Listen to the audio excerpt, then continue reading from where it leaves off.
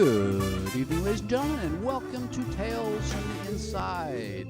Would you now welcome your host, Angela Sawyer? Hi, hello. It's very nice to talk to you.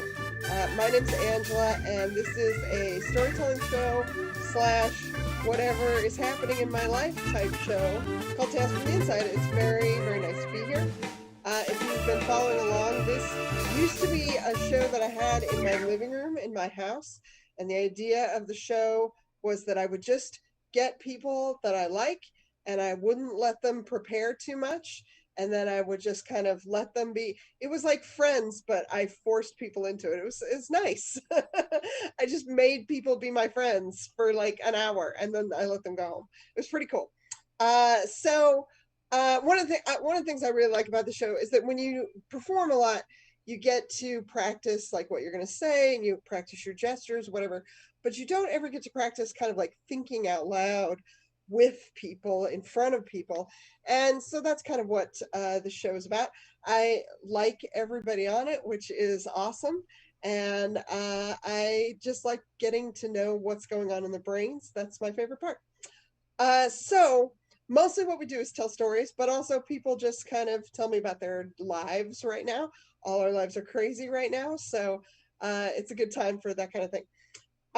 And we've been doing the show since the beginning of April, every week. And so at this point, you guys are just my therapist now.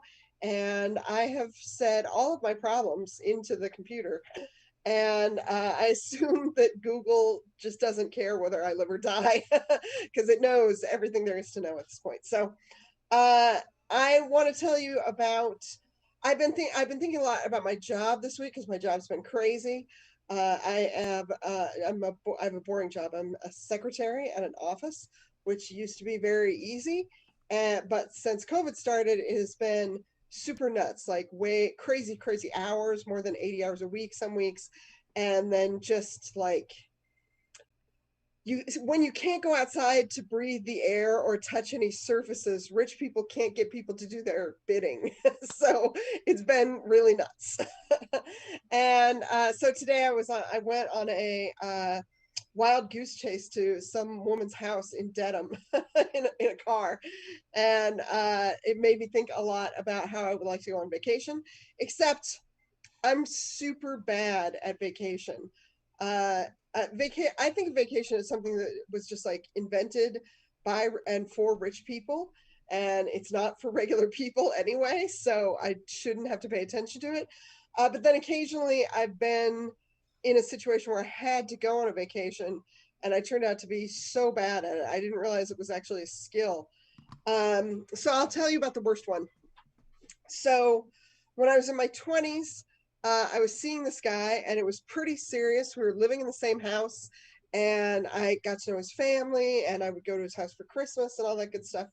And his family went on a vacation every year as a family, which I was like, you hang out with your family on purpose. What is that?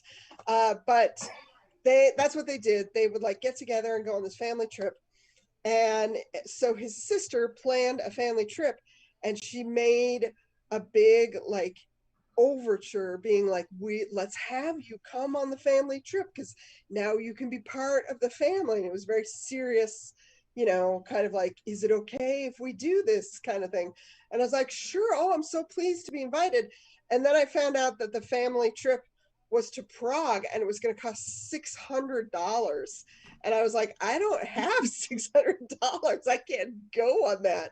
I can't just like make money appear, just like, whoo, here it is. And I was like, I can't screw up my next year and a half for this trip. And so my boyfriend's sister very, very thoughtfully replanned the entire trip so that it would be cheaper just for me. And it's like a trip of 10 people. And she like replanned the whole thing just so I could go. And so I had to go. Surprise. So she planned for us to go to Iceland, to Reykjavik, which, if you don't know, is the place that poor people go on vacation if they want to go to, quote, Europe, because it's like half as much money as going anywhere else, except like Albuquerque. So we went. And I was like, okay, I gotta go. And it was $300, which was still like brutal in terms of how much money I had. But I was like, whatever, I have to do this. I have to make it happen. So I did what I could. I put it together. I worked extra hours. I did all that stuff to kind of get it ready. And I like thought very carefully about what I would pack, and I did all this planning, and I spent months getting ready to like go on this week-long trip. And then the night before we left, I got a really bad cold, just like a regular cold, but a super nasty one. And so I couldn't back out. I couldn't just be like, hey, sorry, I have a cold, after they'd gone to all that trouble and after I had done all this planning and everything. So I was just like, okay, I guess I just go with a cold. So we went on a plane, and if you've ever had a head cold on a plane, it was very bad. I spent several hour plane ride with just like stuff coming out of my face, just like a faucet inside my face decided to turn on and not stop. That was very unpleasant. I used a whole Sky Mall catalog on my face, and, and then ran out of all the paper on the plane, that kind of thing. And then we got to Iceland, and we happened to go, we went in like March, I think. And that's not a very good time to go there. There was a blizzard when we arrived. We arrived and we barely made it down to the ground in the plane because it was snowing very hard.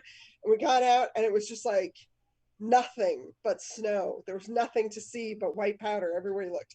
It could have been a cocaine paradise, but no, it was just Iceland. so you get out of the plane at Iceland, and it's not a large, there's no like large city around the airport.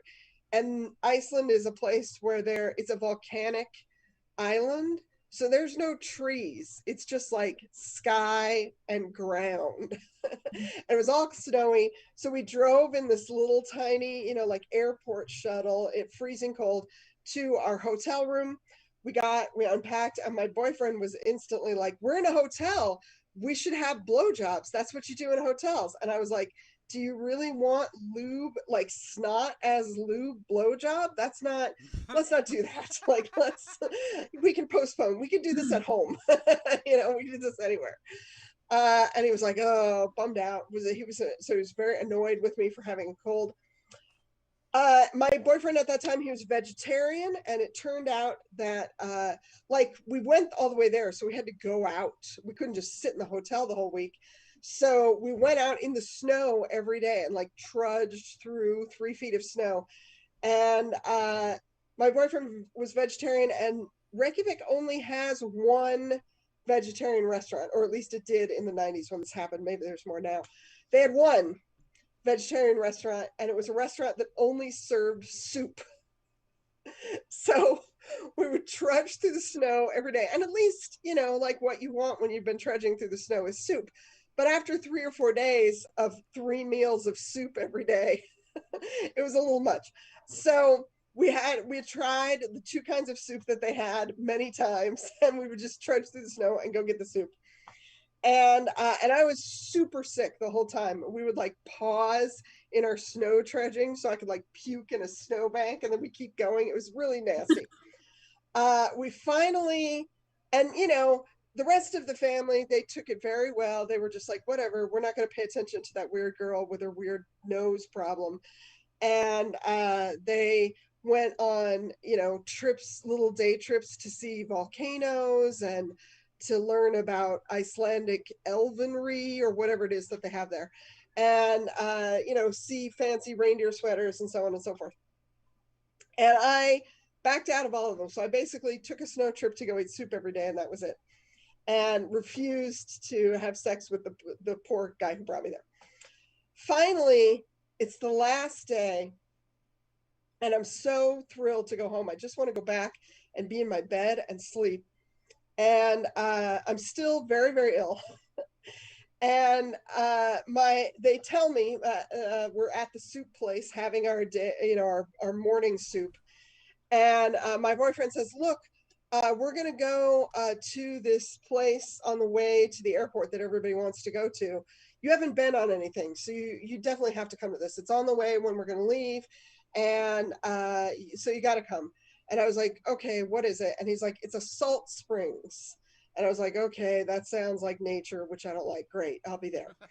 Uh, so so we go to this thing, and it's literally just like a pool, just like a public pool, you know, a rectangular pool with too many children and a lot of signs that you don't pee, except some of the signs are in Icelandic, and there's steam. That's it. And I was like, why did we come all this way to come to this public pool? and and my boyfriend, who's used to my bad attitude, was like, no, it's special.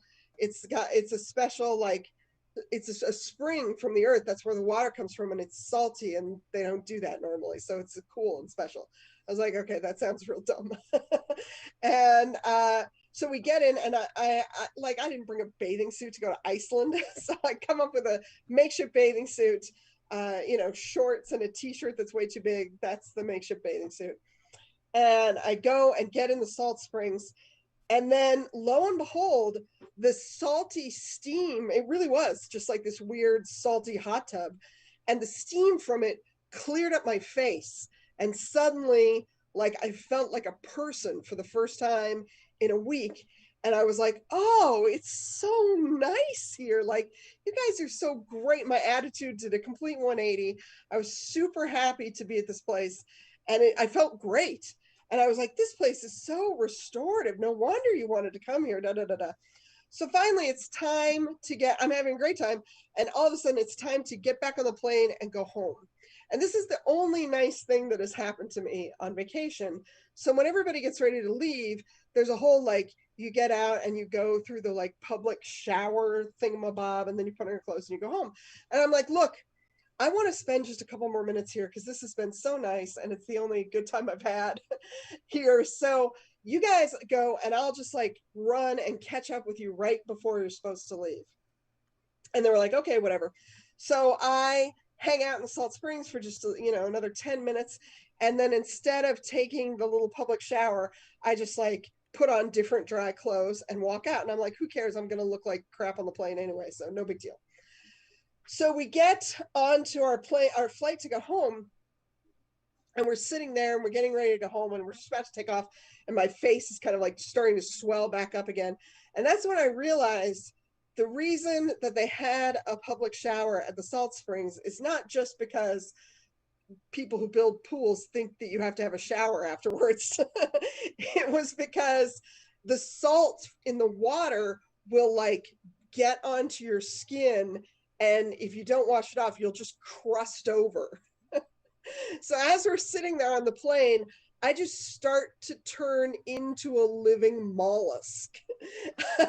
Like, I literally have, like, pieces of my face crumbling off, and it's super gross. I smell like the inside of a lobster. It's very nasty. And my hair is, like, turning white and green with the weird shit that's, yeah, you know, crusted. I look super fucked up, and I feel super, super fucked up. And it feels like I'm literally, like, cracking as we sit there on the plane. And of course, the stewardess is, I tell the stewardess, like, do you have, like, a bunch of wet wipes or something, like anything? And she's just like, ugh, gross, doesn't want to talk to me at all, totally gives me the stewardess, you know, pass. And so we take a very, very long plane ride home, where the inside of my body is full of snot and the outside is full of salt. And somehow at the end of all of that, we get off the plane, and the guy that I'm dating has just had it. I've been super bitchy all week. I wouldn't give him any hotel blowjobs all week long, the whole reason he went on the trip. And then I turned into, like if Ursula was a living person instead of a cartoon in The Little Mermaid, what would she be when she got out of the water? I was that now. That's what he was dating now. And he was like, this sucks. And so he was annoyed at me, and he was just like, God damn it, I can't take you anywhere. You can't function, da da da. And I'm like, look, this has been a terrible trip. Let's just take a taxi home. We saved up all this money. We didn't really spend it because the only thing he wanted to buy was soup. So let's splurge and just, like, take a taxi home and forget any of this happened. And we did that. And then we immediately got stuck in a 3-hour traffic jam where we were inside a tunnel on the way home. And it took as long to get from the airport to our house as it did to fly from Reykjavik to Boston. And somehow that dude did not break up with me right then and there. He waited, which I appreciate. So this story is a testament to his patience. And that's my story of how not to go on vacation. So I'm super excited for the performers on the show. We've got incredible people here, and I really, really like them, and you guys are going to have a great time watching them. Our first performer, this guy, he's been living in New York for a few years, but he is one of my favorite people who do comedy who's ever come out of Boston. I haven't seen him do a set in a couple of years, and I still think about things that I saw him on stage. He's very, very funny. He's an incredible person. You guys are going to love him. Please put it together right now for Gitler Raphael. Hey, thank you, Angela. That was very nice. Also, wow, what a story. Jesus Christ. Just the Ursula, if Ursula was a real person, my goodness. My goodness. Pardon me. I'm on my phone. I just moved out to California, actually. Yay! Yeah, I just moved out here. I got here last week, so we're still waiting on some stuff to arrive. So yeah, But what's going on with me is I got out of a Brooklyn basement to get some California sun, and apparently I brought a heat wave with me. So you'll forgive all the sweating that I got going on too. This is probably just gonna be me complaining a little. Like when we first got here, we had an air mat. First of all, let me say this: my wife is from California, and this is the dopest thing I've ever seen. When we got here, we like found our place online and everything like that, and then her family, she comes from a big family, and her family just laced our apartment with like an air mattress, food because we're quarantining, so food for a couple of weeks. Like her uncle brought a couch. Like it got to the point where like her family would come through and I'd be like, "Hey, auntie, how you doing?" Like I'm just like, it is dope. It is dope. Like this family's cool. Like I feel like I married into something I don't know yet. I don't know what I got myself into yet, but it's cool. It's cool. I'm an uncle. My wife has an older sister, and this is a weird thing. Like my wife has an older sister who's like 12 years older, who had kids when she was really young. So she has like a 23-year-old son and a 21-year-old daughter. And I was working in bars in New York up until last year. So I was like working with kids these age. You know what I mean? Like, and now I'm their uncle. And that's like, that's strange for me. Like they they were here. They like people are coming by, even though we're quarantining, we're being safe, but people are coming by and they were in here. And, like I'm talking to them about like life and shit. But like last year, I'd be like arguing them about who's gonna pick up which shift. Like it's like it's like I'm not a 23-year-old's uncle. I'm like I would be on a rooftop party with a 23-year-old, and I'd be the one to fall through the skylight. Like not like like the growth has been uh-oh. There you are. Jesus Christ. But then again, I am 53 with technology, so so like who knows? Who knows what it is? Sorry about that. How you guys feeling? Everybody good? Yeah. like it's a crowd. Hey, make some noise if you're feeling good tonight. But but yeah, like we got a park right here. We just went for walks. We just going for walks. And I realized, like, I used to have a much nicer disposition, but between the air mattress and walking with my wife, my back hurts. Credit to anyone going through pain who's actually still kind to people, because I don't know how y'all do that shit. Like, my back start aching a little bit, and I'm an asshole now. Like, Andrew, I'm an asshole. Because I gained all this COVID weight, right? Which people who got out of COVID, people who were like New Yorkers, people are getting out, right?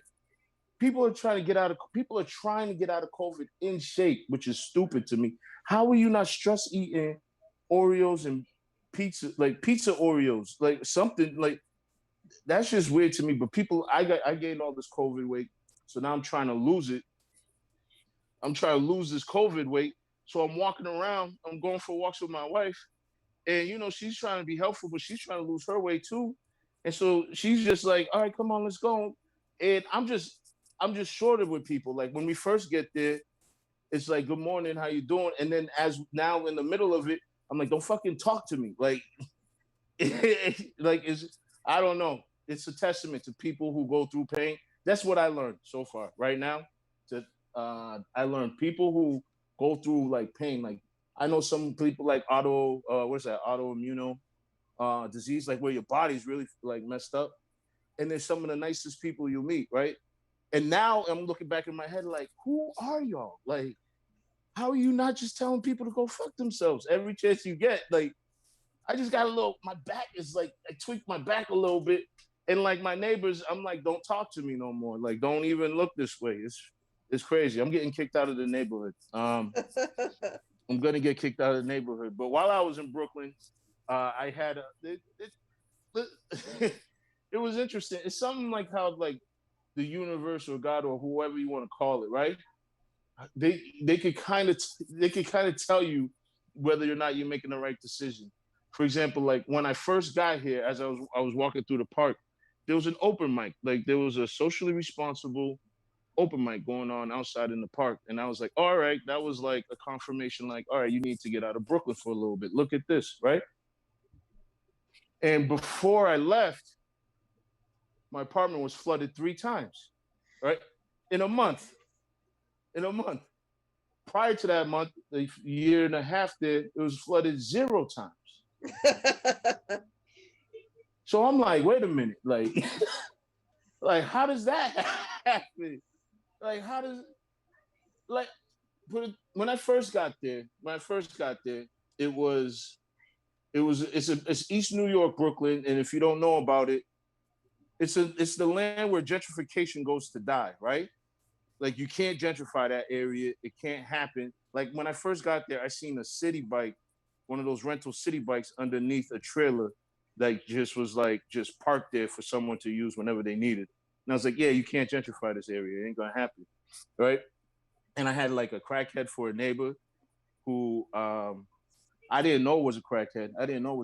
I kind of just surmised he was a crackhead because I heard him and his like friend or whatever arguing like, I ain't dropped the crack, you dropped the crack. And I was like, all right. I don't want to assume nothing for nobody, but I don't know, they might be crackheads. But like, so when I first got there, it was like, all right, this neighborhood's kind of iffy, but like I met a couple of wonderful weed dealers. They were cool. One was an undercover cop. That wasn't so cool. You know what I mean? Yeah, that wasn't so cool. He tried to sell me weed from out front of the store where we used to buy weed that was shut down by the cops. While there were 2 cops in New York Yankees jerseys with earpieces in across the street from him. And he was like, hey, what's up, bud? You guys looking for the marijuana that used to be in here? And I was like, listen, man. Like, I'm not like no, you know what I mean? I just wanted to smoke a little. You might be a cop, bro. You know what I mean? I had to get out of there. So there was that, but there was also situations where like, I ended up in like a real trap house, which is, you guys know trap house? You guys know what a trap house is? Like a real drug house? Like it's a difficult place to be in a trap house that ain't yours in your 30s. Like you can't, that's like, you feel fucked up like babies is running around, like extension cords is hanging, and there's this hard looks from when you get to the door, and you're like, I don't know, man, like this Ja Rule reality show looks good. Can I get the bud? Like this is crazy. This is insane. So I was like having these experiences and everything, but then towards the end of my time there, like I started meeting different people in the neighborhood who was cool because after these experiences, it's like, yo, let me just get home and then come back. But then I would start meeting different people in the neighborhood. It was cool. And I get into water gun fights with like the kids across the street and get into like, you know what I mean, arguments about basketball with a neighbor. It became cool. So I started thinking about like, hey, maybe this is the place for me to be. And then I found out, Andrew, that particular district doesn't have a city council member, right? So I was like, well, maybe I can't be a city council member. I think you have to have graduated college for that. But I could be someone to help find a city council member. I could be a part of this community for real. And then and then those floods happened, and I was like, nah, God got a different plan for me. I'm going to I'm getting out of here, man. I'm getting out of here. So we've been out here for like a week, and it's been good. It's been good.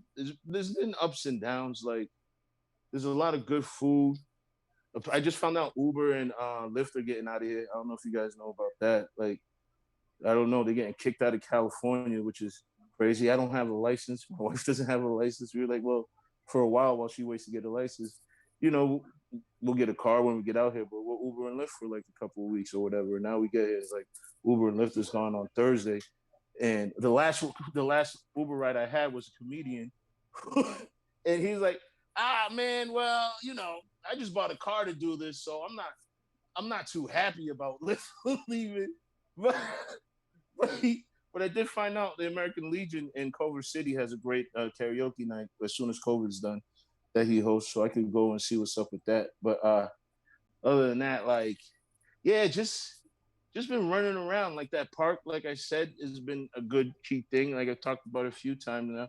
Like one thing now is a little strange. Maybe not strange, but kind of caught us off guard. Like we're late. We try to be up late a little bit. Not try, but we tend to be. And we went to this park, the same park, and it's different. In the morning, it's older people walking and exercising, right? And people walking their dogs and running. It's just exercise. And then in the afternoon, it could be an open mic. It could be kids like running around getting some air. It's still not as busy as it would be because of COVID, but like it's like people getting some exercise. It might be people like us who just smoking weed in the park, but like it's nice, right? After a certain time, this particular park becomes a place where I don't know where people go to explore themselves, if that makes sense.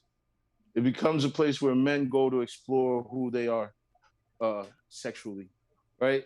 And that surprised me and my wife because we've been there a bunch of times, and then we went there this night and we was like, well, there's a different energy in here. Like, what's going on? And then it's just like people scurrying around. Right? It's just like, oh shit.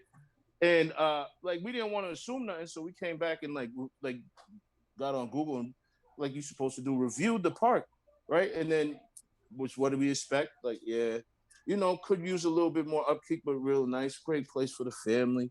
Oh yeah, they do shows here and there. Oh, there's a swimming pool, which there is. That's real nice. Great place to get some exercise.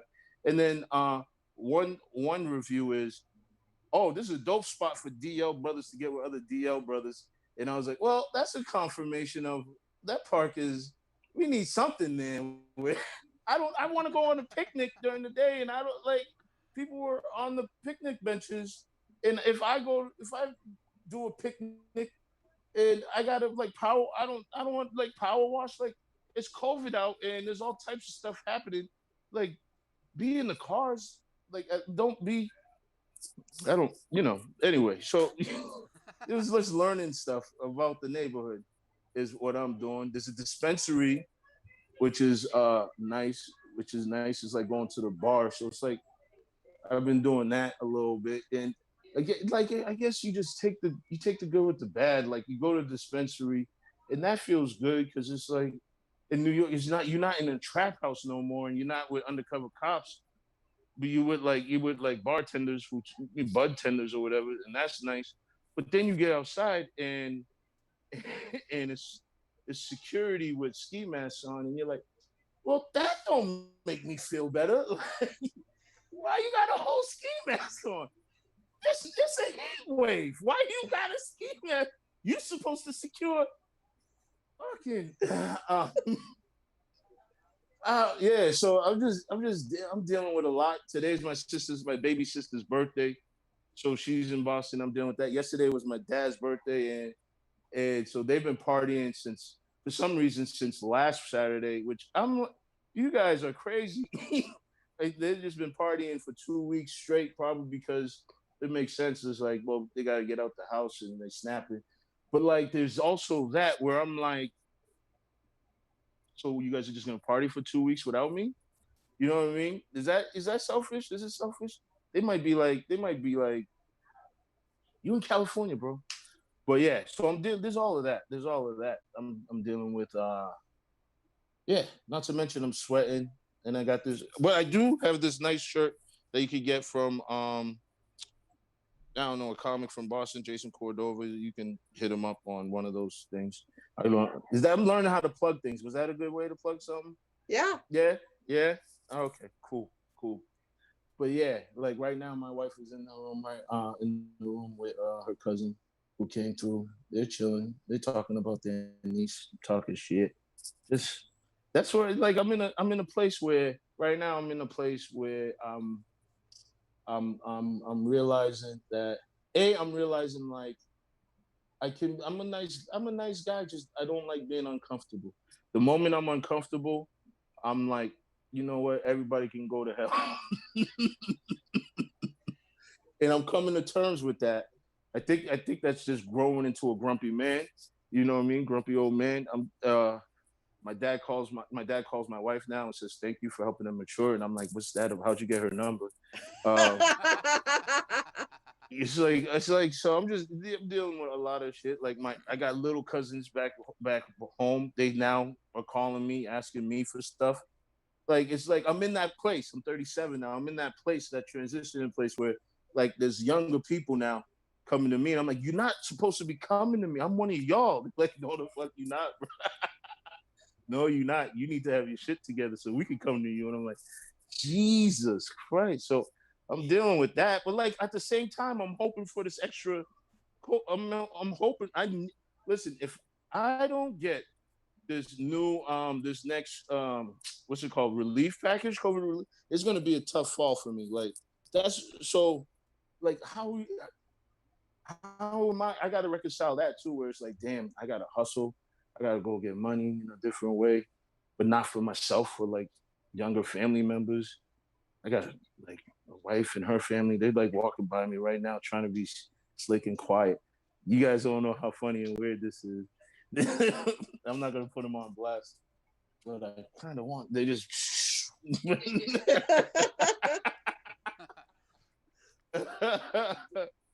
So yeah, it's like a interesting time. I guess it's kind of like, there's like big leaps that you take in life, or maybe not leaps, but like transition periods. And it's like, I don't know, like young adulthood, where it's kind of crazy, where you're like, what the fuck is happening? Until seeing adulthood, and now I think I had that extended period. Now it's like hitting me crazy, like, bro, you need to step up. And I've kind of like, I'm like, I don't want to, but but I got. So yeah, Yeah, thank you. Yeah, no problem. I'm glad that your family's out there taking good care of you. Yeah, give it up for Giller. He's fucking amazing. Thank you. I'm glad you guys are out there taking care of each other. I'm glad that you got out of the flooding apartment. That is not good. It's not good. It's not cool. Appreciate I've it. never had a flooding apartment, but I did have a job that flooded.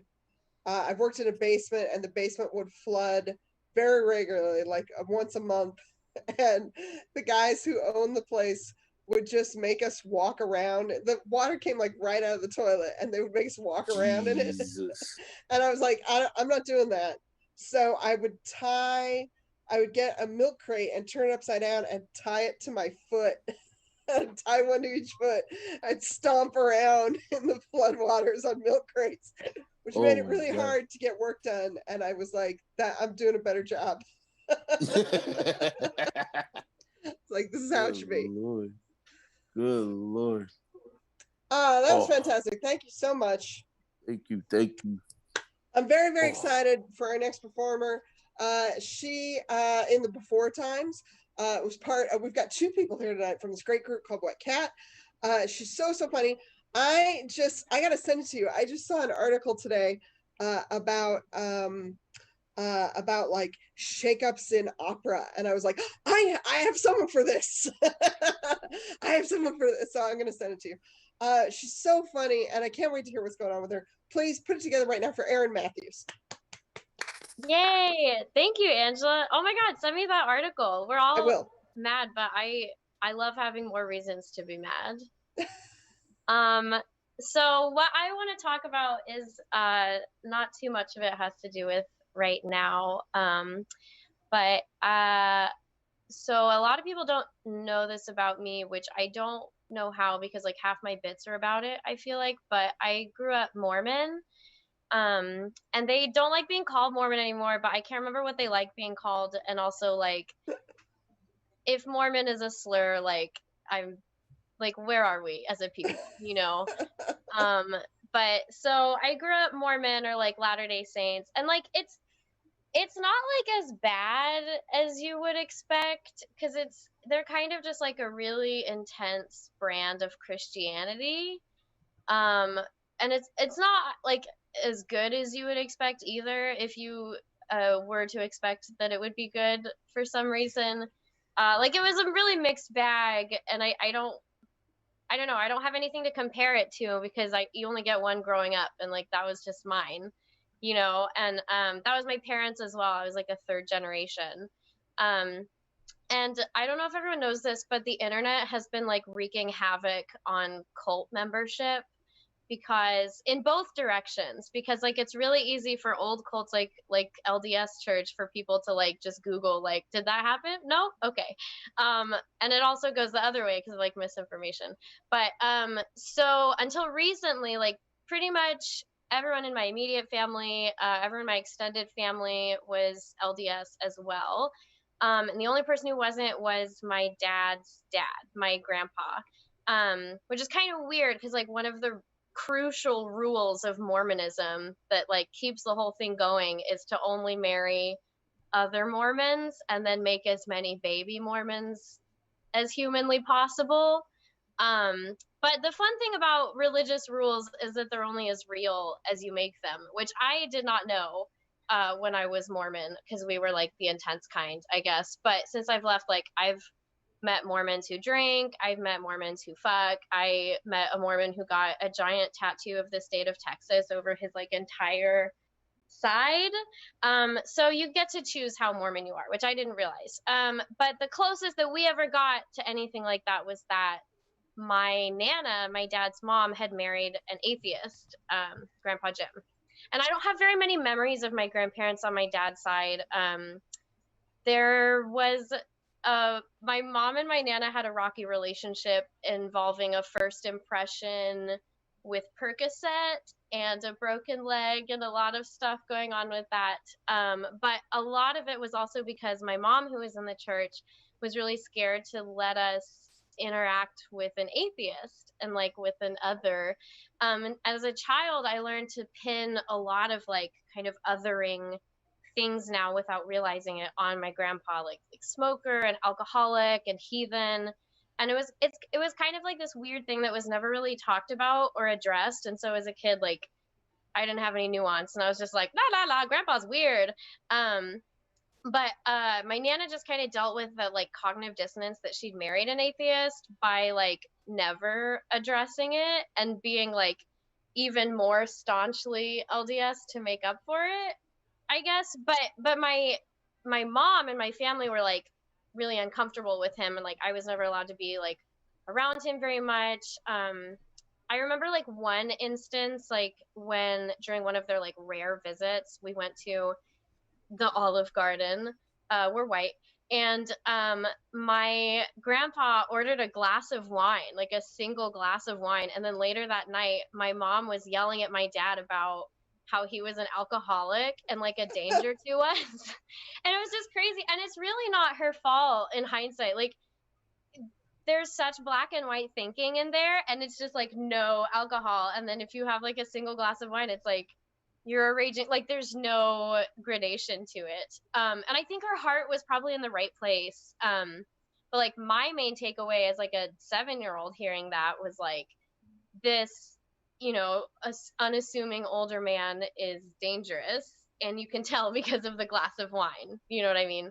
But so fast forward like 7 or 8 years, and my immediate family was having like a really tough time in the church. And my mom had been like called. All of their appointments are volunteer positions, and they're all called by God, which good for them.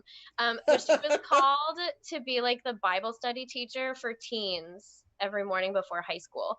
And the LDS Church loves reappropriating like Christian church words, but then they mean something different for them only. So like this teen Bible study, it's called seminary for LDS people. And I think their whole thing is like, we're all like priests, but it's like, no. But so normally it was like a pretty joke calling. Like it was just pretty much shitty because you had to wake up and like drive to the church at 5:45 in the morning and then just like read from the lesson planner that the church provides. But my mom like went super above and beyond, and she bought a bunch of extra used couches and put them in our living room, and we had it in our house instead. And she like organized a donut rotation to get the teenagers to come, which is fucking brilliant. And she like went way above and aboard the lesson planner and started researching scripture. And then she was like, oh, this is all fake. This is not true. So she like tried to be a really good Mormon, and that's like what made her start leaving.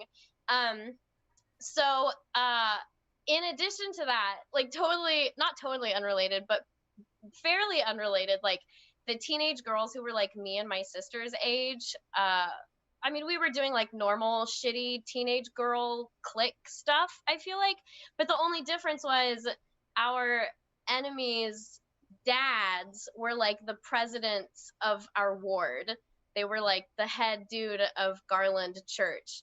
And so the dads would start like amplifying the shitty teenage girl clique things. Like they insisted on coming to young women's Sunday school and like laying on hands and like giving me a blessing.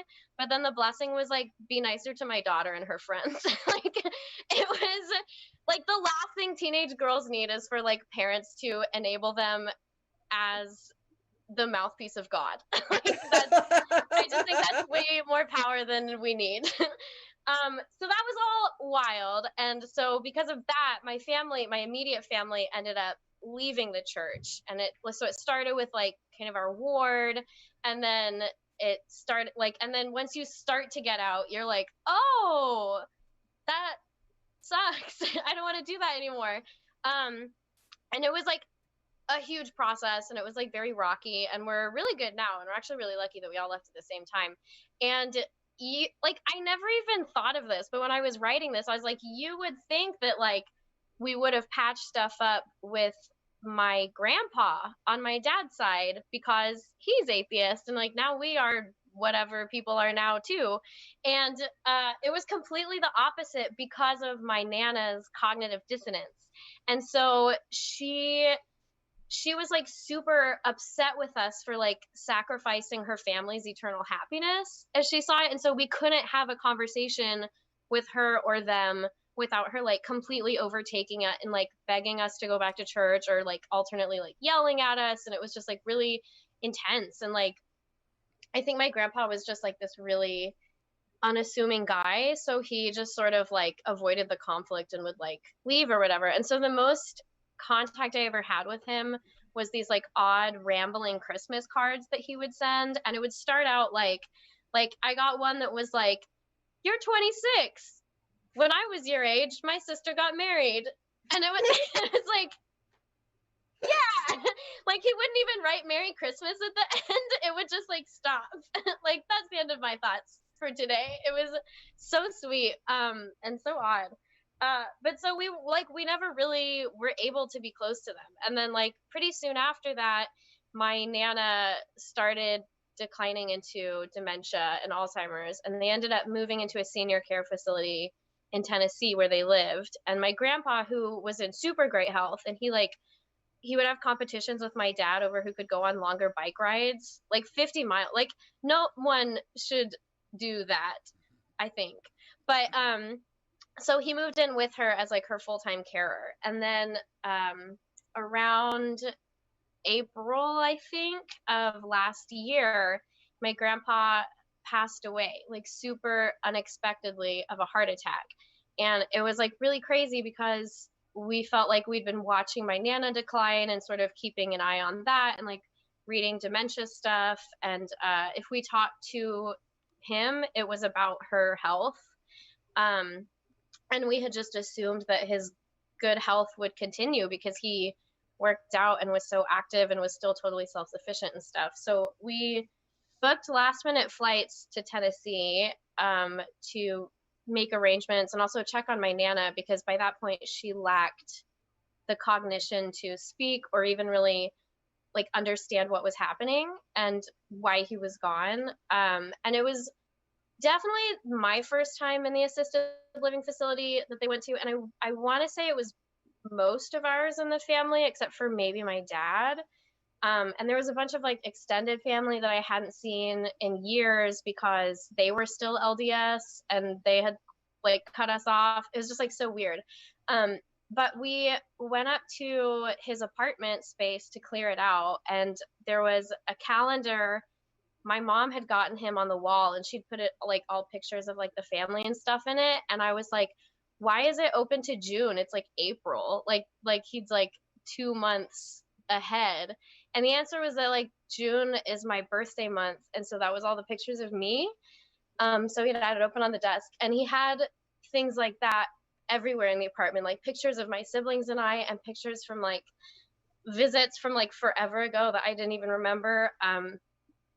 And it just sucked to see like how much we meant to him and how little contact we'd had with him because of like these various upsets and difficulties. And the funeral was really sweet, except for my dad asked that I sing Danny Boy, and I made it like 6 words in and then just like lost it. And then through some like insane artistic narcissism was like, I'm gonna keep going. And it was just like really rocky. But what I remember most about the funeral is all of the people who came from the assisted living facility and from their house in Tennessee and how they spoke about him.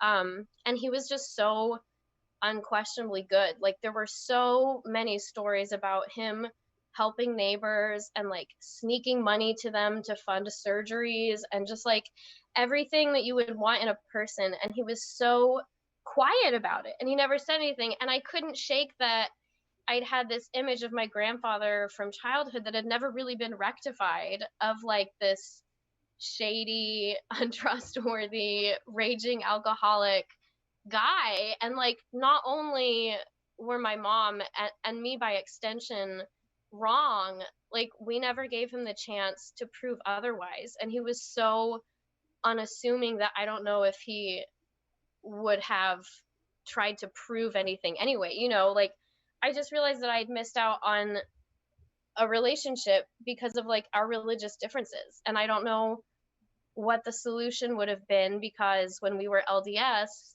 we were othering him. And then when we weren't LDS, my Nana was othering us. And there was just like even more strife, and it was such a bummer. And I don't know. I learned this cute phrase recently called ambiguous loss, which is loss for which there's no real solution, which I feel like that's like most loss.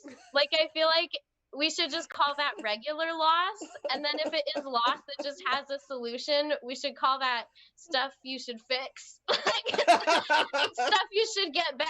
I don't know. Like that's just but I guess this definitely felt very ambiguous because everyone was trying their best and like acting as their faith required them or as their personhood required them. And on the other side of it, like I'm never going to get to have that relationship with my grandfather. And I don't know, that's a bummer.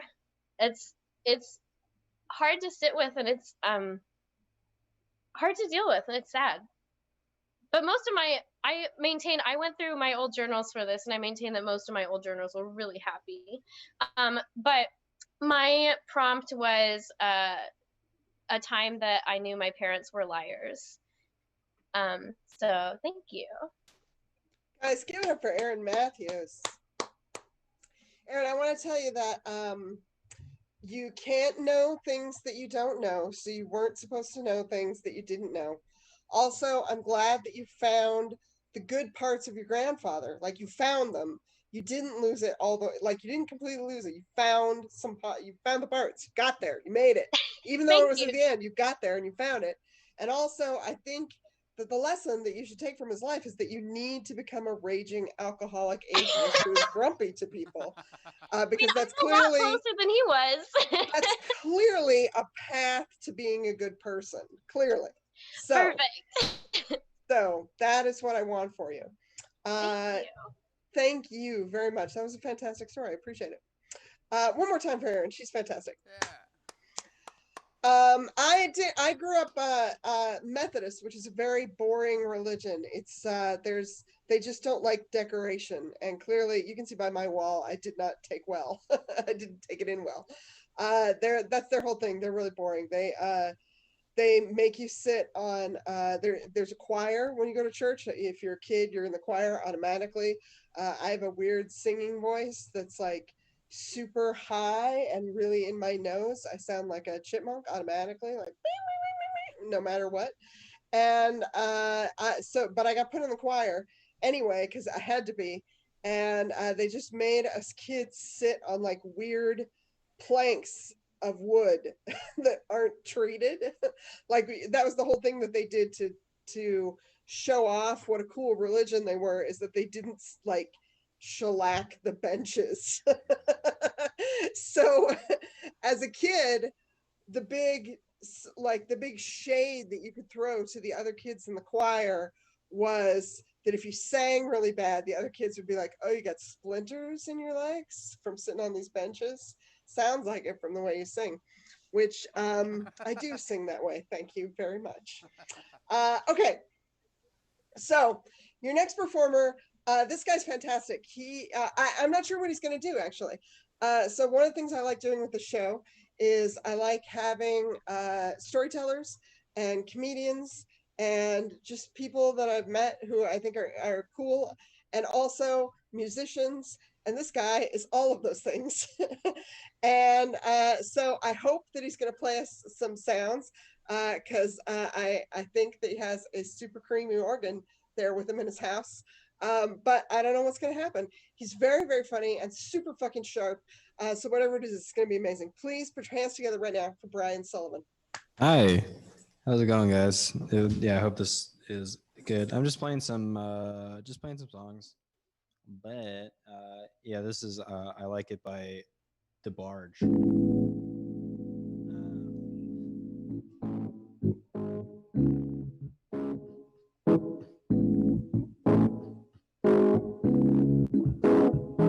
Girl, I've been thinking about you for quite a while. You're on my mind every day and every night. Every thought is you. Things you do seem so satisfying to me.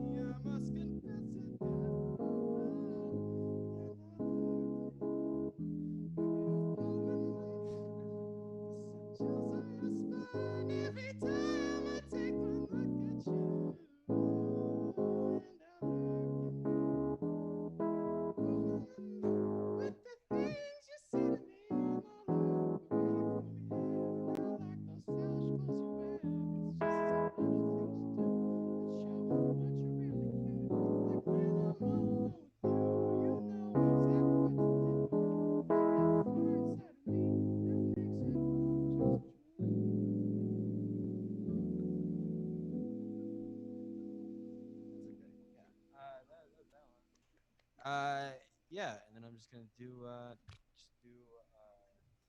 one more of them. And Brian, I want to tell you, turn up your microphone because I can hear the keyboard a little bit, but I can't hear your voice very well. Yeah, really? please. No? Yes. It, oh, Or eat shit. the microphone more.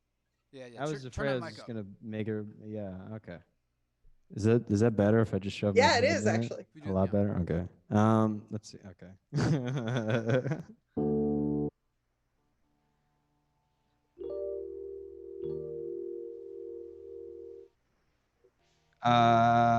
This is Love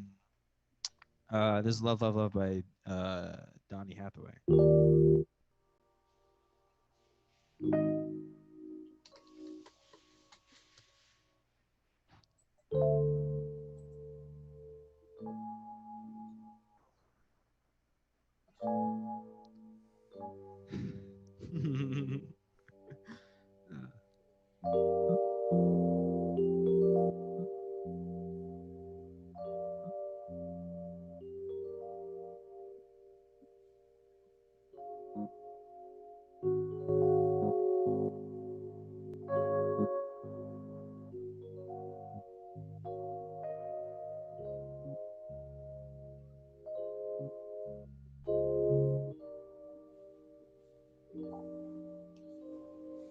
Love, love, love, why you always run from me?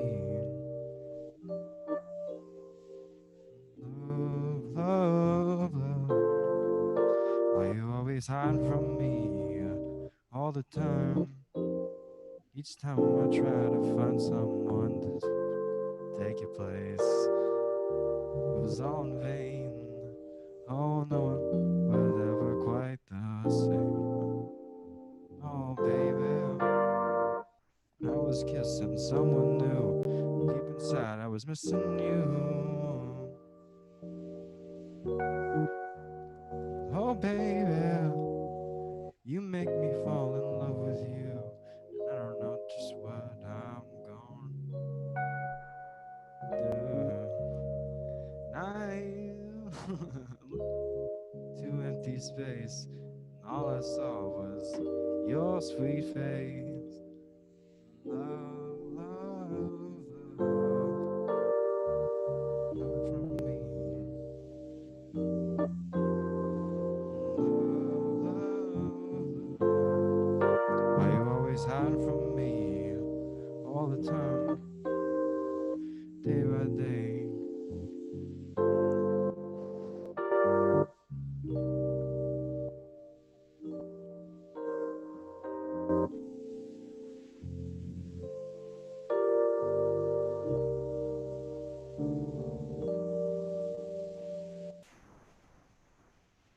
Yeah, that's about good. Thanks, guys. Brian, thank you so much. That was really nice to hear. It's even though we're not having the heat wave that Gittler is having here in Boston, it is still extremely gross in my room. And I have deposited all of the sweat from my skin into my walls, and then it's now shooting it back at me. So a nice, cool organ makes me feel a lot better. Is the point of that. And I appreciate it. When I was a kid, the DeBarge video came out, and you can tell I have curly hair. It's very thin now because I'm an old lady, but when I was a 9-year-old, I had the same hair as the lady from DeBarge, which is the like curl mullet. It's a very severe hairstyle that does not look good on a 9-year-old white girl. And so I appreciate that a lot. That was very nice to hear. I love Donny Hathaway. It was fucking amazing. Thank you. Okay, so I've got more performers for you, and it's going to be a good time. We've got more stories and all kinds of things. So our next performer is basically who I think of as my mom now. She probably doesn't like that because I'm a bunch older than her, but during COVID, I am the person who we're doing all of this for. I'm the person who will die if I go near it. So I'm very high risk. And so the person that I see the most right now is our next performer. And she's fantastic. She's literally, she doesn't know that she didn't do anything, but she has literally been helping me stay sane the last several months. And she's so wonderful, really lovely. I can't wait to hear what she's going to say. You're going to like her a lot. So please welcome Heather Merriman. Thank you so much, Angela. You don't know either that you've been doing the same thing for me. So that's great. Yeah. So I think also a lot of us in pandemic times have been doing a lot of emotional deep dives. I'm a big Zoom inner and, get really close to plants and spend a lot of time doing that. But also I do that with my own feelings and cause a lot of strife for myself, but also have a lot of fun remembering and realizing why I am weird and fucked up. And a lot of that is obviously my family of origin, but also a huge chunk of that is from influenced by a community that I would describe as like a diet cult or like cult light, low calorie cult. And it was a youth and young adult like DIY empowerment conference. It was really fun. There was no real adults, which caused a lot of chaos, even though it was empowering. But it also attracted a lot of different fringe elements from different weirdo scenes. Not everybody meshed well together. So we would meet every summer for like 8 days. And there was a span of about 5 years where people from a human powered carnival would show up. They would come unannounced. Maybe there'd be 5, maybe there'd be 15 of them. They would like eat light bulbs, put like stakes up their nose, spit fire, and judge some of the conferees for being too normy while not being able to handle being called out from the other conferees for having their like white bodies along with their like single rat tail dread. And, so there was a lot of different players in the scene. And the conference was also difficult to find. It was like fairly nomadic because we were teenagers and couldn't handle doing grown-up things. None of us had our frontal lobes, which turns out to be helpful to have that fully developed. And we got kicked out one time at a campsite for rampant nudity and finished the conference under some power lines. Questionable. It's a little bit, is that legal? I don't know, but none of us are in jail. And what else? There was a few years where we had like a really solid connection with this farm in Vermont that was run and owned by these people named Sam and Slug, where they taught us. They had a ton of baby chicks and encouraged us all to rest the head of the baby chick in our mouths so you can feel their body relax and stimulate the egg experience for them, because they thought that like the chicks were sort of longing for that and missed that. And that wasn't exactly my bag, but I did do it. I don't know if I would do it again. It sounds disgusting now as a grown-up. But one of the like most beautiful things about this farm is that it was right next to a river, and we didn't really know that it was not on their property. And we also didn't realize that it was like the premium hookup spot for older men seeking other older men. And so there was this mix of about 40 young, fucked up, weird, anarchist kids and, men in their 60s or 70s. I say naked. Most of them did have fanny packs though, so that counts for something, I think. I date a man now who wears a fanny pack regularly, so maybe it was formative for me.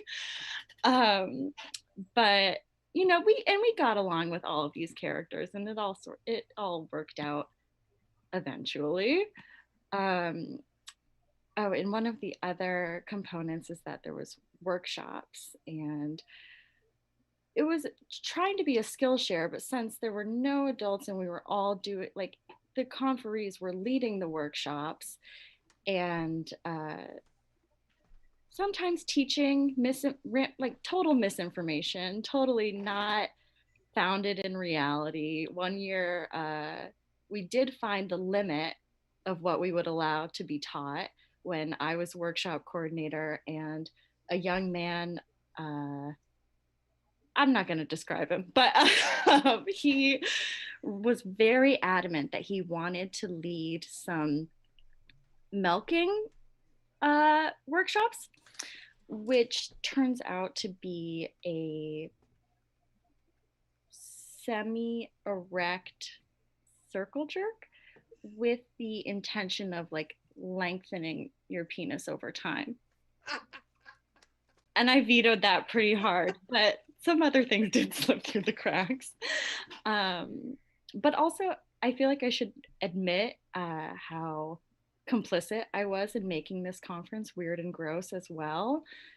For years, I was the reigning champion of egg butt, which is a horrible game where you just rest a raw egg between your butt cheeks, and then it's like a race, but you need to ensure that the egg stays safe and not squished and just cozy, you know.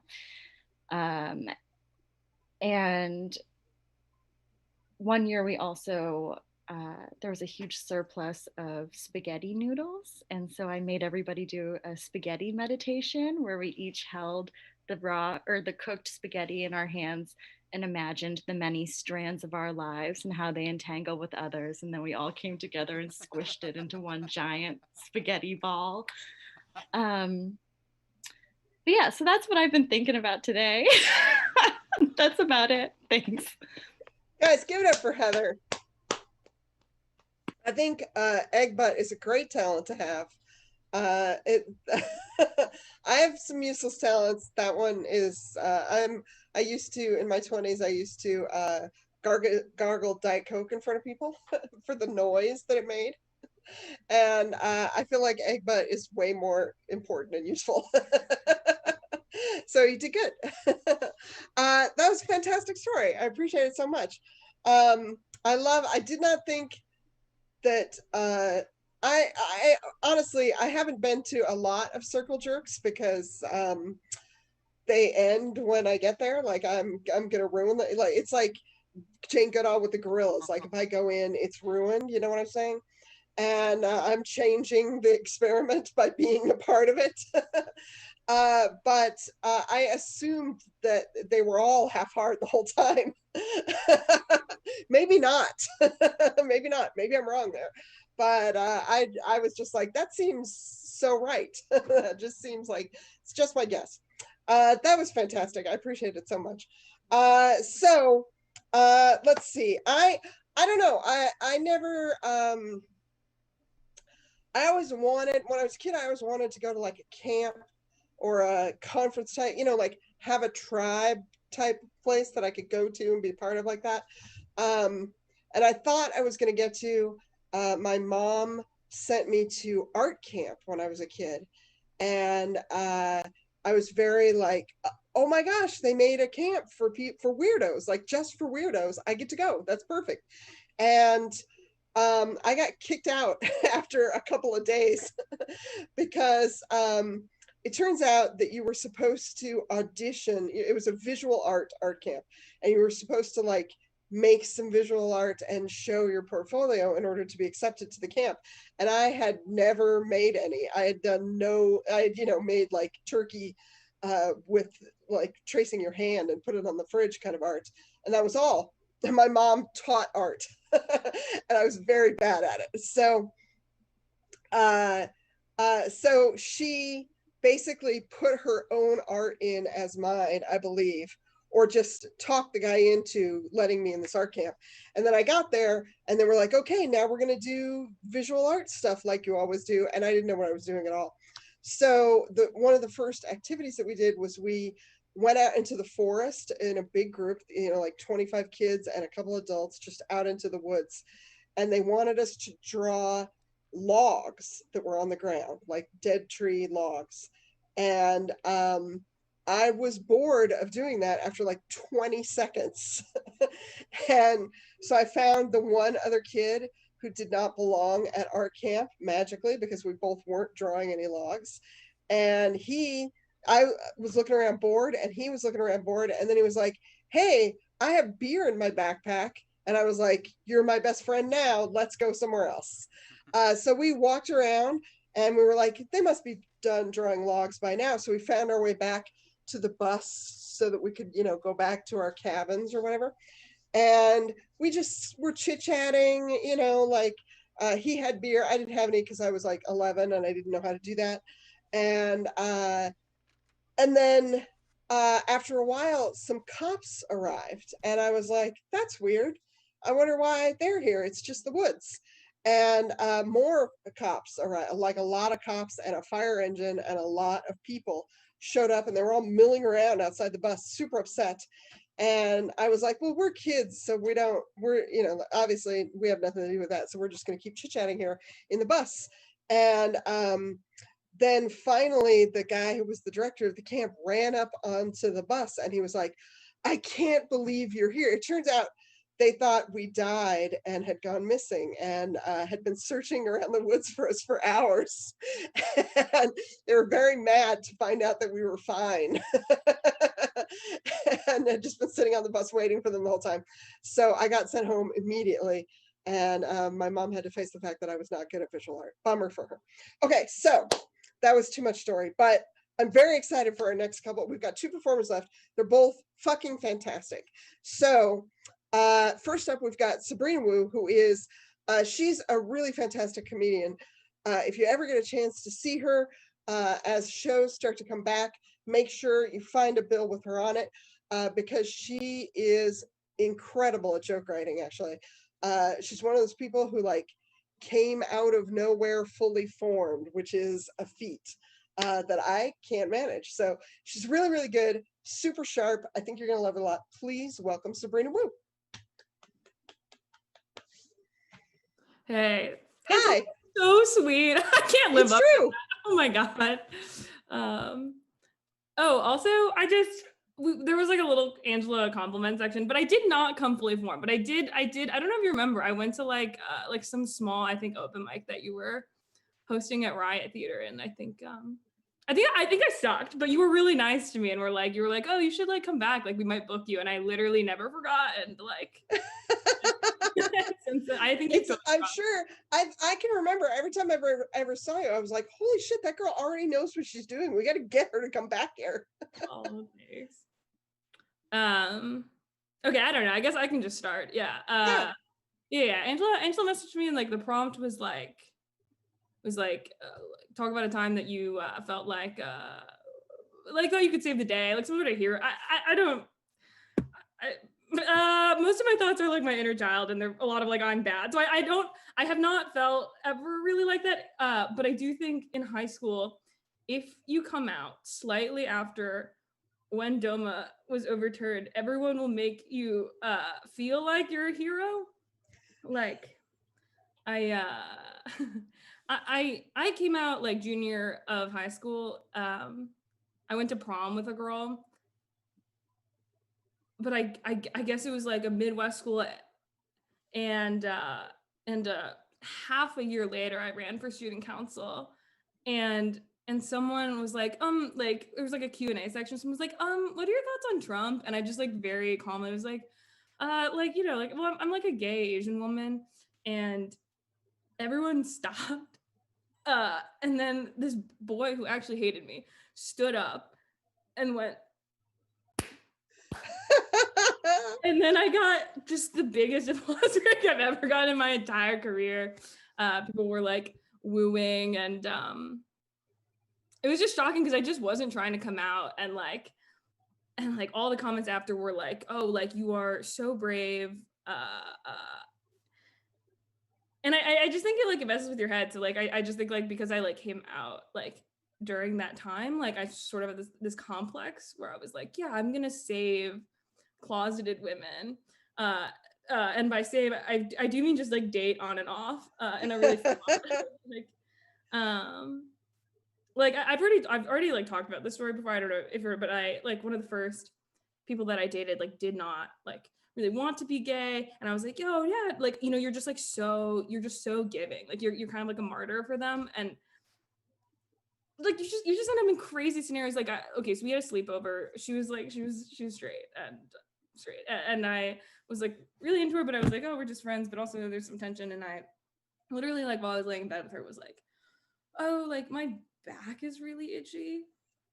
And she was like, oh, yeah, I could scratch that. And I was like, oh yeah, thanks. And she was like, do you want to scratch mine? And I was like, yeah. And then so I live with my grandparents, and they don't really like to use air conditioning, and so it was incredibly hot. And she was like, oh, I think I'm gonna take off my pants now. And I was like, yeah, me too. And so then we're both like pantsless, still like scratching each other's back, and that just like that just goes on for like actually hours. And like we fall asleep. I think at one point we both wake up at like 1 a.m. because we like simultaneously got turned on.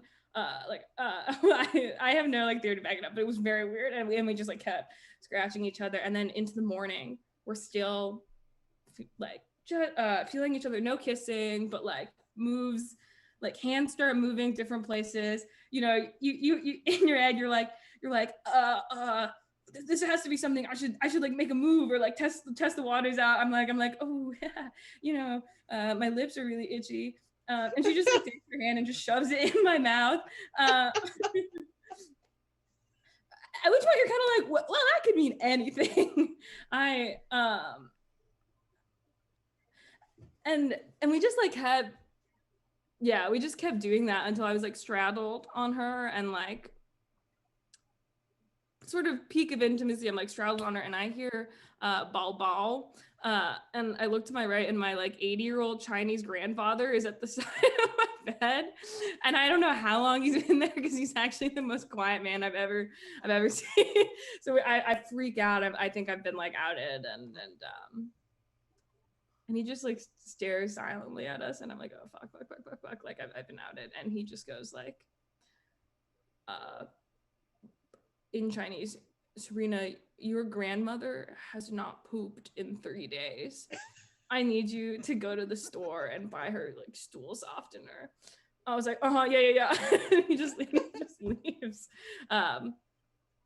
Sorry. This is sort of slightly off theme, but anyways, and we just like keep, he leaves, and instead of helping my like apparently incredibly constipated grandmother, like I just kept scratching this girl's back, and we were like, we were just scratching like back and forth. I'm like back straddled around her, and then I just hear this grunt, and I look to my left, and it's just it's just like my grandmother. Like she's in the exact same spot. And at this point, I'm like, well, you can't get away with that twice. Like, I'm definitely getting kicked out of this family. Fuck me for trying to have a sleepover with a straight woman. And then my grandmother just says, Serena, I have not pooped in 5 days. Like, where have you been? And I just like, you know, it's like so weird, the scratching thing, that you're kind of just like, oh my God, I've been just like scratching this girl's back for 2 days, you know? But she just leaves, and like, and to this day, we've never talked about it. But that was the morning up, and we just had that whole experience. And like the girl that I was, you know, that I had the sleepover with, at the end of all of that, you know, I'm sort of like, oh my God, I'm sorry, that must have been a crazy like first experience for you. Like, here, if you want to talk about it, you know, trying to be like the savior. And she was like, no, yeah, I'm not gay. And I was like, right. Yeah, you just have scratch marks and blood all over you from eczema. Like, are you crazy? Sorry, I didn't say that. I was just like, yeah, right, yes, yeah. And it was just like that for the whole year, where we would like do stuff, and she'd be like, I don't think so. And you think like, I left being like, I'm never, ever gonna date another closeted person. I get to college, and I'm like, where can I find, you know, like, not just like not closeted women, just like the proudest, like basically separatist like dykes that I can find. And I was like, oh, I'm gonna take someone on the women's rugby team. And so I like made it my mission to find someone on the women's rugby team. Wait, I actually sound so sociopathic. Let me rephrase. I just really was into someone on the women's rugby team, and then for the sake of poor storytelling, I frame myself as a sociopath. But anyways, I was really into this. I wanted to date this girl, and I just thought like, okay, she's on the rugby team. There's just no way this is gonna be a problem. I can't describe. She's like 6'2", hair in a bun, always like wearing Nikes and like taking like I don't know, takes pictures like this a lot. Like I was like, yeah, okay, I'm totally fine. And all my friends were like, fine, you're gonna date someone with no baggage. And she just had so much baggage and was so closeted and would just be like, I'm not confident, you know. It was like what she would say. And like we had been seeing each other for like months, and like it just sort of felt like a rom-com where she was just dating I like she just kept dating boys on the football team, and it and here I was, just a smart, quirky gal that was clearly, anyways, the one. And I just so we were in college, and there's like a Secret Santa thing in her dorm that they do, and instead of like putting me down as like a romantic interest, she put this guy named Evan and listed me as like a friend. And Secret Santa like called me and was like, oh, could you perform stand-up for them at a dinner date? Like which like was just so stressful, because also like obviously I do you ever do this? I sometimes have low self-esteem, and then sometimes I'm like, once I can get this person to watch me do stand-up once, they'll be in love with me. So this person has seen my stand-up like 30 times. So there's no way this like dinner date is gonna go well. And I sort of like turned my whole life into a rom-com, and I'm like, oh, okay, this girl I'm seeing is afraid, like loves public gestures and doesn't want to be gay because then she can't have like this big wedding and these big romantic like prom gestures. So I devised this plan where I'm going to help Evan sing a love song that I wrote with so many inside jokes that I had written, that it would somehow like make her and it just ended up being this super weird experience where Evan and I were hanging out, and like Evan was a concussed wrestling player, and I just sorry, it was just like a weird night where like I ended up doing it, and it was like so nice, and I thought it would just make her realize like how fucked it is to, you know, be like closeted and to not, you know, like just acknowledge me. And she just ends the night being like, that was wild, right? And I was just so, anyway, I don't know. I just think you get kind of like sick in the head. Like after about like almost a year, she then eventually worked up the courage to ask me, like turned over in bed and was like, hey, do you want to be my squirrel friend? Because apparently saying girlfriend was too much, and I have been suicidal, but I swear to God, that was the point that I was the most sick in the fucking head, because I literally was like, yeah, I'll be your squirrel friend. I am a human girl. I am a human fucking girl, and I said sure to that. Anyway, so that was when I tried to be a hero. We've broken up, but we are good friends. There's no evidence of me on any social media except for recently I did make an appearance on her story. Sorry, I'm gonna try to cover up the handle, but like if you want to see, it says happy birthday to this girl, and here's me, the yellow beanie, right fucking there, she cropped out after all of that. Okay, I that's all I have, Angela. Oh, Sabrina, that was a fantastic story.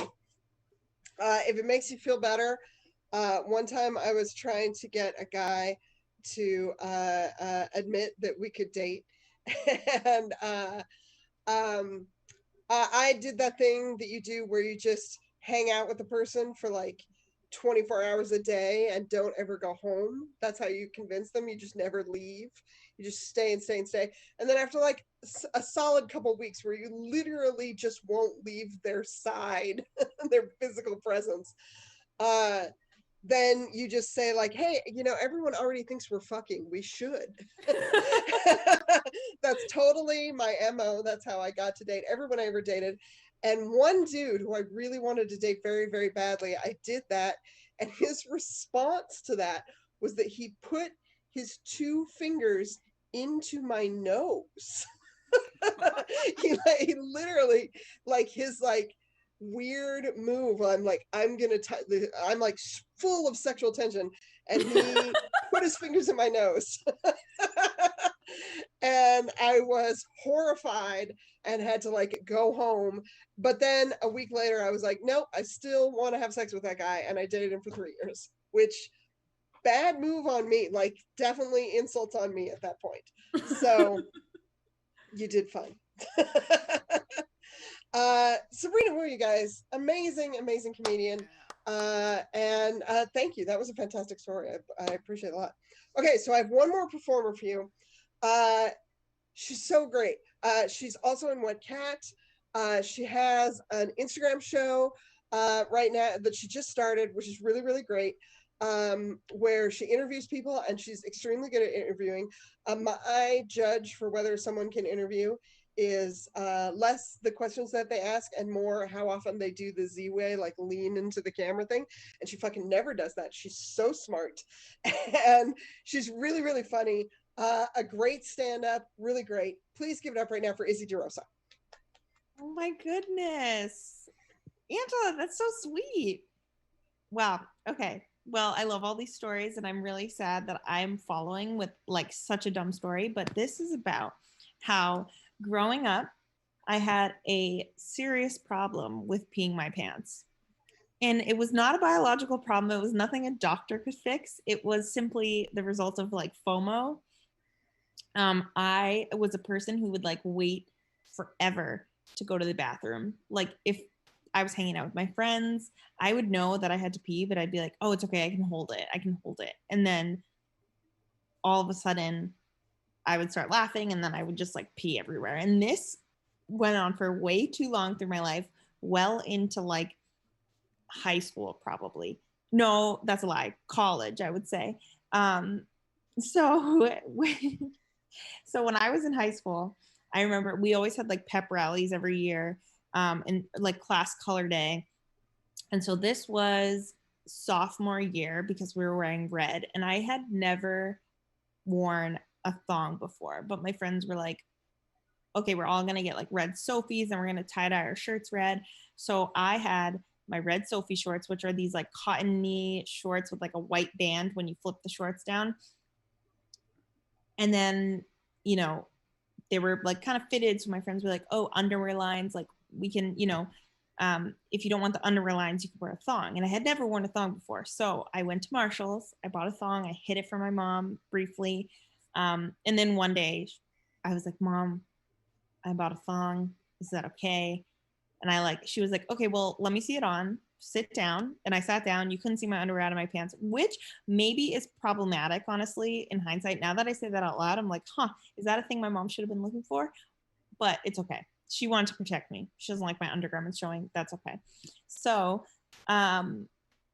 she gave me permission. So I started to wear some thongs, and then class color day came along, and I had my super cute outfit on. I had my thong under my shorts. But I also had this problem with peeing my pants when I laughed. So there was something, I don't remember exactly what it was, but there was like, and the whole day is like super fun. So you're doing all these things. I don't want to miss anything. So I'm not really using the bathroom. I use the bathroom like once after lunch, which is not enough for my tiny bladder. And then we go to the auditorium at the end of the day, last like hour of the day. And we're sitting in the bleachers and everything's fine.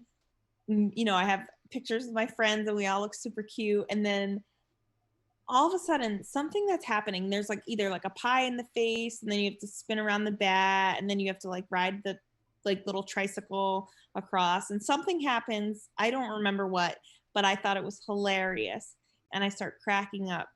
And then I pee myself. And unfortunately, these tiny little shorts and this thong underwear is not enough to catch a lot of the pee. So the bleachers have like a puddle in them, like a pretty big puddle, which is absolutely disgusting. I can't believe I'm telling this on a comedy studio show, but guess what? I was like, what, 15 years old? I thought it was so cool. I didn't know better. Okay.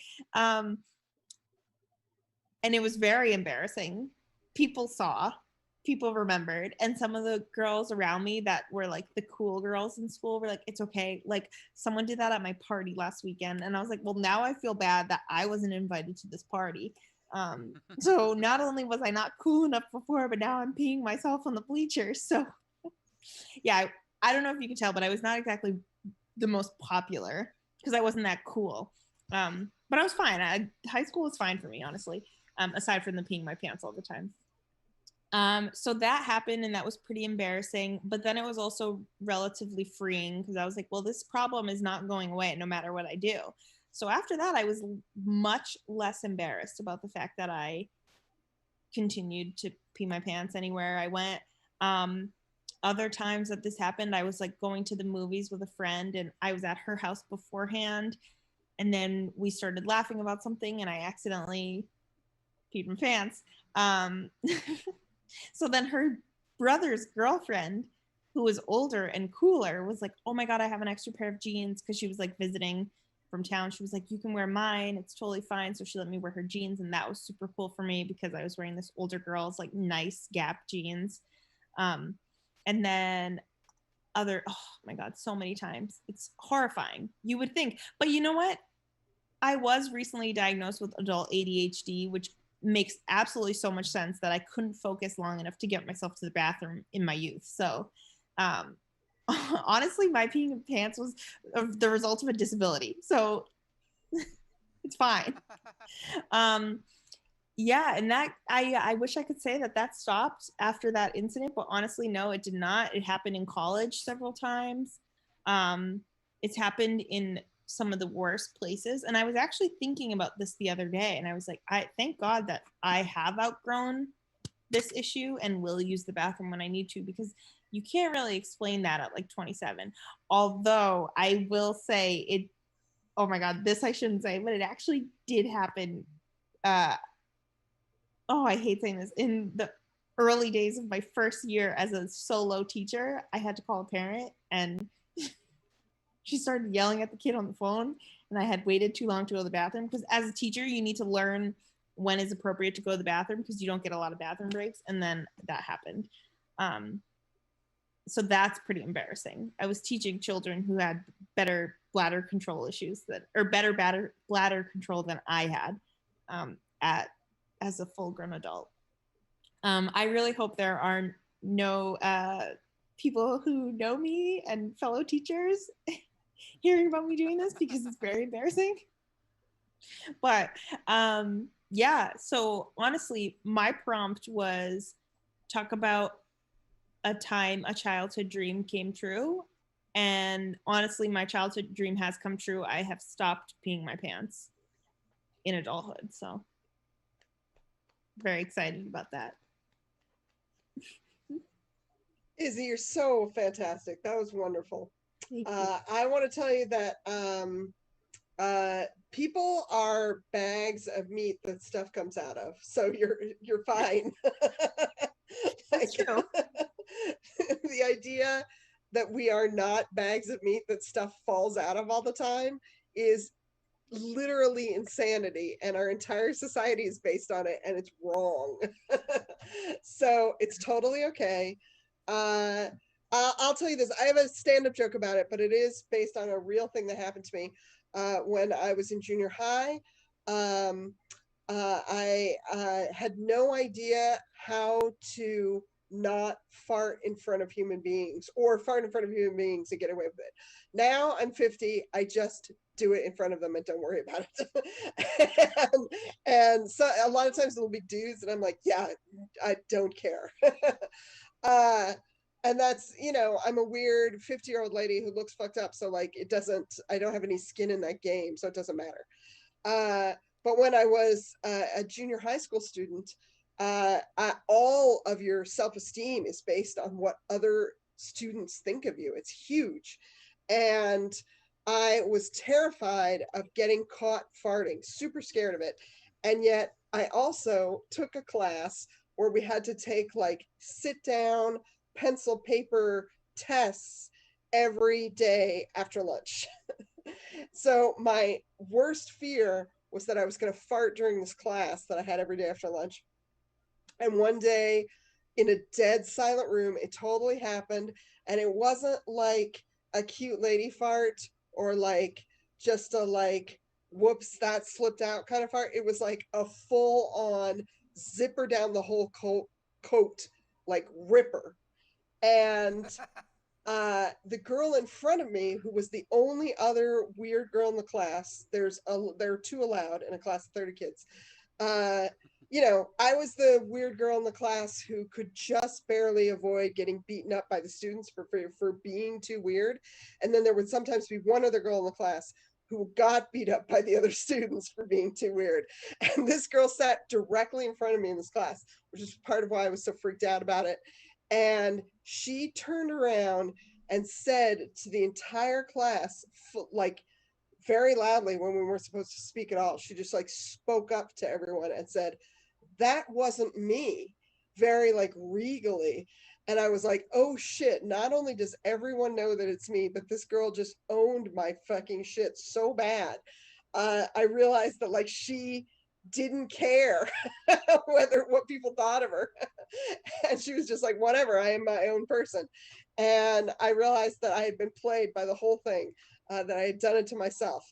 And so now I get up in front of people and I tell them that I got kicked out of math for farting too hard. And it can happen to you too. So you guys, that's our show. You guys were all amazing. Every story was fucking fantastic. You guys were really, really great. This was really lovely. And thank you very much for coming here. Go on the internet if you're watching this and follow Getler Raphael and Aaron Matthews, Brian Sullivan, Heather Merriman, Sabrina Wu, and Izzy Tarosa. They're all really, really great. This show happens every week. Next week will be guest hosted by Kendra Dawsey, who's amazing. And the Comedy Studio has shows constantly right now. They have stand-up on Thursday, Friday, and Saturday. They have a show on Tuesday, and it's all online, and it's free, and you can just be at home and watch it. So stay safe, and I'll see you guys soon. Thank you.